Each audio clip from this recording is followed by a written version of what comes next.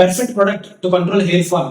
భయ్యా ఒక ప్రోడక్ట్ కాదు, 2 ప్రొడక్ట్స్ చెప్తాను. ఈ 2 ప్రొడక్ట్ రెగ్యులర్ గా యూజ్ చేస్తే నీ హెయిర్ ఫాల్ ఇష్యూ అనేది చుట్టుకులో మాయమైపోతుంది. ఆ 2 ప్రొడక్ట్స్ ఏంటంటే, ఒకటి స్లీప్, రెండోది వచ్చేసరికి స్ట్రెస్ మేనేజ్మెంట్. ఈ 2 ఫ్రీయే, రూపాయి ఖర్చు ఉండదు.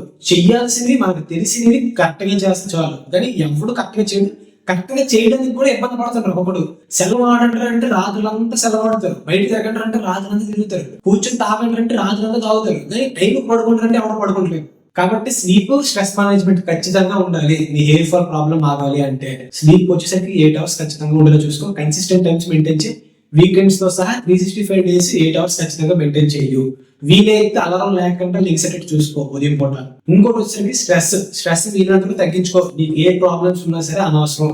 నీ బాడీకి ప్రాబ్లమ్స్ తెలియవు. వీడికి ఏదో ప్రాబ్లం ఉందంట కాబట్టి కొంచెం స్ట్రెస్ తీసుకున్నా పర్లేదు అనేది ఉండదు. నీ బాడీ, నువ్వే నీ బాడీని అర్థం చేసుకుని స్ట్రెస్ కొంచెం మేనేజ్ చేసుకోవాలి.